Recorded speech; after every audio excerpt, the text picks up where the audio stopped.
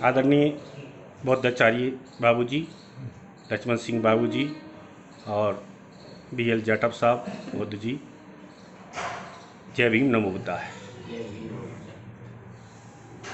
Morality इस धम्मा channel पर आपका स्वागत है। लंबे समय से आप तथागत की विचारधारा और मानव कल्याणकारी मार्ग को समाज में रख रहे हैं, तो मैं चाहूँगा कि धम्म क्या है और धम्म का आधार क्या है और एक किस प्रकार से व्यवहारिक रूप से मनुष्यों के लिए काम आता है, कृपया थोड़ा विस्तार से बताने के लिए सभी दर्शकों को कृपा करके सभी दर्शकों के लिए बताने का कष्ट करें। माननीय सन्मान सिंह बाबूजी, बौद्धाचार्य, सम्राट अशोक बुद्ध विहार, गुना। ठीक है, आपने धम्म क्या है, धम्म का आधार क्या है, इसके विषय में प्रश्न किया। बहुत खुशी की बात है कि आपने अच्छा प्रश्न किया। कि धम्म सदाचार ही धम्म है और धम्म ही सदाचार है। प्रत्येक व्यक्ति यदि सदाचार को धारण करे तो धम्म को धारण करता है। जैसे धम्म करुणा, शील, प्रज्ञा, ये धम्म के कुछ आधार तत्व हैं। बुद्ध का धम्म एक सामाजिक धम्म है, यह कोई व्यक्तिगत धम्म नहीं है। इसे कोई भी व्यक्ति अपने पास तक सीमित नहीं रख सकता है और यह शुद्ध सामाजिक धम्म है। प्रत्येक प्राणी इस धम्म का अनुयायी हो सकता है। यह नहीं या किसी एक व्यक्ति ठेकेदार हो या कि कोई अपने तक सीमित रखे, अपना यही धम्म समझे। इसे प्रत्येक व्यक्ति धम्म के आचरणों को स्वीकार करके धम्म के पालन कर सकता है और बुद्ध के पूजा अर्चना कर सकता है। तो जैसे भगवान बुद्ध ने जो इस दुनिया में दुख बताया और दुख का कारण खोजने के लिए उन्होंने बुद्धत्व प्राप्त किया। तो जो दुख है, दुख वैसे 3 प्रकार के दुख होते हैं। पहला व्यक्तिगत दुख, दूसरा सामाजिक दुख, तीसरा प्राकृतिक दुख। व्यक्तिगत दुख व्यक्ति खुद उत्पन्न करता है, उसके लिए खुद जिम्मेदार है और उस दुख को वह खुद ही खत्म कर सकता है। दूसरा सामाजिक दुख। सामाजिक दुख जो जातिवाद, वर्ण व्यवस्था के कारण, जो विषमता के कारण उत्पन्न दुख को सामाजिक दुख कहते हैं। यह बिना वर्ण को खत्म किए, बिना जातिवाद को खत्म किए कभी इसे खत्म नहीं किया जा सकता। और तीसरा प्राकृतिक दुख। प्राकृतिक दुख जैसे भूकंप आना, बाढ़ आना आदि, जैसे वाहनों का दुर्घटना, ये प्राकृतिक दुख है। इस प्राकृतिक दुख से हम बचा जा सकता है। इसे दुख दूर तो नहीं किया जा सकता, लेकिन इसे बचा जा सकता है। जैसे कहीं बाढ़ आने की संभावना है, बाढ़ आने की संभावना है तो उससे हम बच सकते हैं, हम दूर जगह जा सकते हैं। भूकंप आने की संभावना है, क्योंकि ये आपके सूचना पहले मिल जाती हैं तो लोग दूसरी जगह अपने स्थान बदल लेते हैं। तो ऐसे हम प्राकृतिक दुख से दूर हो सकते हैं। भगवान बुद्ध ने दुख दूर करने के 3 रास्ते बताए।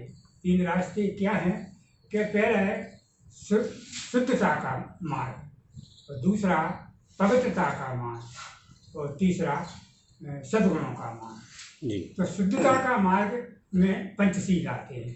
5 शीलों का पालन करना शुद्धता का मार्ग है। और पवित्रता के मार्ग में अष्टांग मार्ग आते हैं, अष्टांगिक मार्ग। जो अष्टांगिक मार्ग जैसे सम्यक वाणी, सम्यक कर्माण, सम्यक आजीविका, सम्यक स्मृति, सम्यक व्यायाम, सम्यक समाधि, सम्यक स्मृति और सम्यक संकल्प। इन अष्टांगिक मार्ग को भगवान बुद्ध ने 3 भागों में बांटा है: शील, समाधि और प्रज्ञा। कि बिना शील के समाधि प्राप्त नहीं हो सकती और बिना समाधि के प्रज्ञा प्राप्त नहीं होती। तो शील के अंतर्गत 3 अष्टांगिक मार्ग हैं, सम्यक वाणी, सम्यक कर्मांत, सम्यक आजीविका। और समाधि के अंतर्गत 3 अष्टांगिक मार्ग हैं, सम्यक व्यायाम, सम्यक स्मृति और सम्यक समाधि। और प्रज्ञा के अंतर्गत है 2 अष्टांगिक मार्ग। बाबूजी, मैं बीच में आपसे एक और पूछना चाहूँगा। सम्यक संकल्प, सम्यक दृष्टि। जो सम्यक दृष्टि, जो पहला अष्टांगिक मार्ग का पहला वो है मार्ग, इस पर थोड़ा विस्तार से बताएं, क्योंकि इस पर ज़्यादा जोर दिया है तथागत ने। सम्यक दृष्टि का मतलब ये है कि जो कुदरत की जैसी चीज़ है, हम जैसी चीज़ को जैसा देख रहे हैं वैसा ही उसे बताएं, वैसा ही कहें। जैसे पानी का रंग सफ़ेद है तो सफ़ेद कहें, नीला है तो नीला कहें, जैसा भी है। और हम उसमें बढ़ा चढ़ा कर किसी चीज़ को नहीं कह सकते हैं। सम्यक दृष्टि उसी को कहते हैं। सम्यक दृष्टि सत्य को सत्य और असत्य को असत्य, असत्य को सत्य, असत्य को असत्य। सम्यक दृष्टि, हम जो चीज़ देख रहे हैं उसे अच्छी दृष्टि से देखें। जैसे मान लीजिए कोई महिला है, महिला को हम अच्छी दृष्टि से देखें, अच्छी भावना से देखें, अपनी बहन बेटी, अपनी माँ जैसा देखें। और सम्यक दृष्टि उसे गलत दृष्टि से ना देखें, और गलत दृष्टि से देखते हैं वहाँ सम्यक दृष्टि नहीं मानी जाएगी। बाबूजी जी, तथागत का मार्ग विश्व कल्याणकारी था और भारत में लगभग ये विलुप्त सा होता जा रहा था। तो इसको 1956 से पुनः धम्मचक्र परिवर्तन को बाबा साहब ने अध्ययन किया और रखा। तो बाबा साहब ने क्या समाज के लिए कोई ऐसी किताब दी है जिसमें समस्त धम्म को सार आ सकता हो? कोई ऐसी किताब हो जो आसानी से अपने साथ रख सकते हैं? बाबा साहब ने अपने अंतिम समय में जो पुस्तक लिखी थी, बुद्ध और उनका धर्म, ये बाबा साहब ने लिख के चले गए, लेकिन इसे प्रिंट नहीं करा पाए थे। और बाबा साहब ने ये सभी त्रिपिटक और बौद्ध ग्रंथों में से छांट के मेन चीज़, क्योंकि पहले इसका ब्राह्मणीकरण हो चुका है त्रिपिटक में और धम्म पदों में, अन्य बौद्ध साहित्यों में। तो बाबा साहब ने सबको अध्ययन करके और जो निचोड़ निकाला है, जो सार तत्व निकाला है, वो बुद्ध के धम्म नामक पुस्तक में, ग्रंथ में। और यही बौद्धों के लिए सर्वश्रेष्ठ ग्रंथ है। इसको सर्वश्रेष्ठ ग्रंथ मानना चाहिए। जैसे हिंदुओं में गीता है, तो बौद्धों में ये भगवान बुद्ध और उनके धर्म की पुस्तक ही सर्वश्रेष्ठ मानी जानी चाहिए। जी बाबूजी, बाबा साहब अंतिम बोधिसत्व कहलाते हैं। उनके जो ज्ञान संपन्न है, पूरे विश्व ने ऐसा मान लिया है कि बाबा साहब ही बुद्ध के बाद बोधिसत्व हैं। तो मेरा बाबा साहब की ज़िंदगी में एक सवाल है व्यक्तिगत तौर पर। ऐसा कहीं कहीं सुनने और पढ़ने में मिलता है कि जो उनके बड़े पुत्र थे यशवंतराव भैया साहब, बाबा साहब के और उनके बीच कुछ अनबन रहती थी। आपके अनुभव के आधार पर कुछ बताने का कष्ट करें। रहे हैं, इसके बहुत अच्छे अनुभव रहे हैं। ये अच्छा प्रश्न किया कि जे आज आप अपन लोगों के बीच में ये क्लियर होना चाहिए कि क्यों अनबन थे, क्यों खिन्न थे।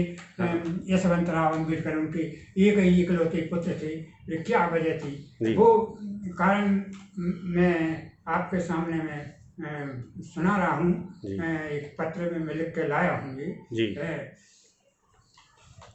कि यशवंतराव अम्बेडकर सच बोलता था। जी।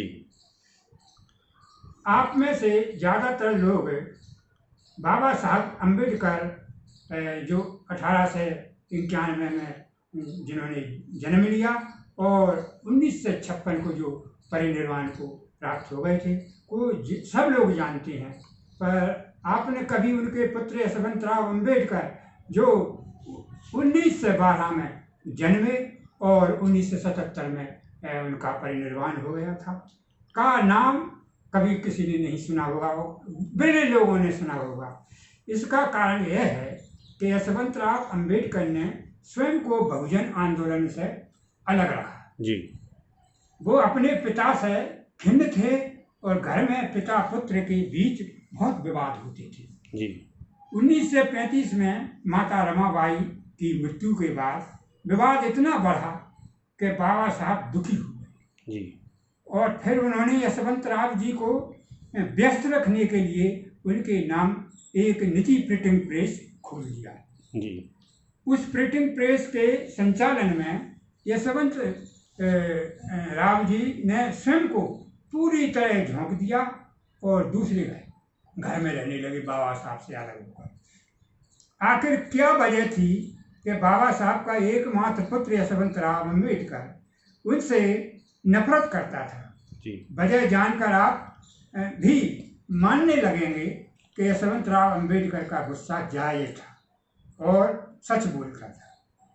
बाबा साहब का विवाह 1907 में हुआ था और विवाह के 5 वर्ष बाद 1912 में यशवंतराव अम्बेडकर जी पैदा हुए थे। जी। यशवंतराव ने अपनी आंखों के सामने अपने 3 भाइयों गंगाधर, रामादेश और राजरत्न और एक बहन इंदु को भूख और बीमारी से दम तोड़ते देखा था। वह रोकता था अपने पिता को और कहता था, क्यों करते हो व्यर्थ मेहनत? यह एहसान फरामोश दलित आपको भूल जाएंगे और दिन रात मंदिर में घुसने के सपने देखेंगे। जी। और बाद में यही हुआ, क्योंकि यशवंतराव सच बोलता था। जी। यशवंतराव ने देखा कि उसके भाई राजरत्न की लाश को शमशान ले जाने की जगह उसके पिता दलितों के लिए बनाए गए साइमन कमीशन की मीटिंग अटेंड करने चले। राजरत्न की लाश को शमशान उसके चाचा और दूसरे लोग ले गए थे। यशवंतराव ने देखा कि उसके भाई राजरत्न की लाश को ढांकने के कफन के लिए उनके पास पैसा नहीं था। जी। उसने देखा कि उसकी माता ने अपनी साड़ी का एक छोटा टुकड़ा फाड़ के कफन की व्यवस्था की। वह कोसता था अपने पिता को और कहता था कि एहसान फरामोश दलितों को भलाई के लिए क्यों मेरी माता को रुला रहे हो? यह एहसान फरामोश दलित आपको भूल जाएंगे और उपवास रखने सवर्णों की घोड़ करेंगे। और बाद में यही हुआ। यशवंतराव सच बोलता था। यशवंतराव ने अपनी आंखों से देखा कि उसका पिता तो छात्रवृत्ति पर कोलंबिया में पढ़ रहा है और मुंबई जैसे बड़े शहर में अपना खर्च चलाने के लिए उसकी माता गोबर के उपले बना कर बेचती है। उसने देखा कि उसकी माँ अपने बच्चों के इलाज के लिए अपने रिश्तेदारों से बार बार वित्तीय सहायता हेतु विनती करती है और रिश्तेदार इधर उधर के बहाने बनाकर टाल देते हैं। वह कोसता था अपने पिता को और कहता कि इन एहसान फरामोश दलितों के लिए क्यों अपने परिवारजनों को दुखी कर रहे हो? यह एहसान फरामोश दलित आपको भूल जाएंगे और दिन रात देवी देवताओं के भजन गाएंगे। और बाद में यही हुआ। यशवंतराव सच बोलता था। जी। यशवंतराव ने अपनी आंखों से अपनी माता रमाबाई को सन 1935 में भूख और बीमारी से दम तोड़ते देखा।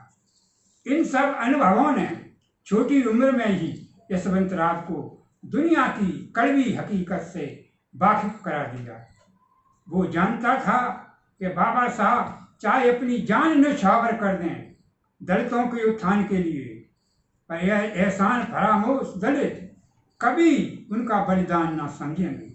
यह गद्दार लोग बाबा साहब को भूल जाएंगे और बढ़ चढ़कर जगराता आदि कराएंगे। और बाद में यही हुआ। यशवंतराव सच कहता था। यशवंतराव जानता था कि यही दलित बाबा साहब की जयंती में 10 रुपये का चंदा देने में नाक भौं सुखेड़ेंगे और मंदिर बनाने के लिए 5,000 और 10,000 रुपये आसानी से दे देंगे। और बाद में यही हुआ। यशवंतराव सच बोलता था। यशवंतराव जानता था कि जब किसी शहर में बाबा साहब की जयंती मनाई जाएगी तो शहर के 20-30 हजार दलितों में से केवल 100-150 लोग ही जयंती मनाने आएंगे, ताकि कोई उन्हें महार चमार भंगी ना समझ बैठे। और बाद में यही हुआ। यशवंतराव सच बोलता था। यशवंतराव जानता था कि आरक्षण का फायदा उठा के यही दलित लोग सबसे पहले अपने लिए केवल गाड़ी और बंगले का इंतजाम करेंगे और दूसरे दलितों भाइयों की परछाई से भी दूर रहेंगे। एक बंगला बन जाने के बाद दूसरे बंगले का इंतजाम करेंगे और दूसरा बंगला बन जाने के बाद तीसरे बंगले का इंतजाम करेंगे और बाद में यही हुआ। यशवंतराव सच बोलता था, यशवंतराव सच बोलता था, यशवंतराव सच बोलता था। बहुत बहुत धन्यवाद बाबूजी। जी आपके पास में बुक रखी है एक, क्या यही बुद्ध एंड धम्मा है? आप इसको बताकर सबको बताएं। ये नीले कवर की किताब है, आप इसको बताएं। यही बुद्ध एंड धम्मा है। हाँ, यही। मैंने ऐसा सुना है साथियों से कि इस बुद्ध एंड धम्मा का आपने काफ़ी अध्ययन किया है और अखिल भारतीय धम्म ज्ञान परीक्षा में एक बार आपने मध्य प्रदेश में प्रथम आकर सीनियर ग्रुप में 2000 रुपये भी जीते हैं। तो इसके अध्ययन का आप समाज को लाभ भी पहुंचा रहे हैं, तो इसके बारे में आप क्या संदेश देना चाहेंगे? समाज इसको किस तरह से देखा है इस किताब को? इस पुस्तक बहुत महत्वपूर्ण पुस्तक है जो मैं पहले भी आपको बता चुका हूँ इसमें कि बुद्ध और उनका धम्म ही बौद्धों के लिए सर्वश्रेष्ठ पुस्तक है। इसके अलावा कोई दूसरी पुस्तक नहीं है। इस पुस्तक के आगे दूसरी पुस्तक तो फीकी पड़ेंगी जी। मेन पुस्तक है जिसमें सारी चीजें लिख दी हैं भगवान बुद्ध की। बाबा साहब अम्बेडकर ने पूरे त्रिपिटक का निचोड़ है ये जी। बहुत बहुत साधुवाद आदरणीय बुद्धाचार्य सलमान सिंह बाबूजी, आदरणीय BL जाटव साहब, आदरणीय लक्ष्मण सिंह बाबूजी। हम 7 तारीख बुद्ध जयंती से पहले 1-2 मुद्दे और लेकर आएंगे जिन पर हम बाबूजी का आशीष उद्बोधन लाभ हेतु शुभ आशीष हेतु आपके सामने रखेंगे। जय भीम, नमो बुद्धाय।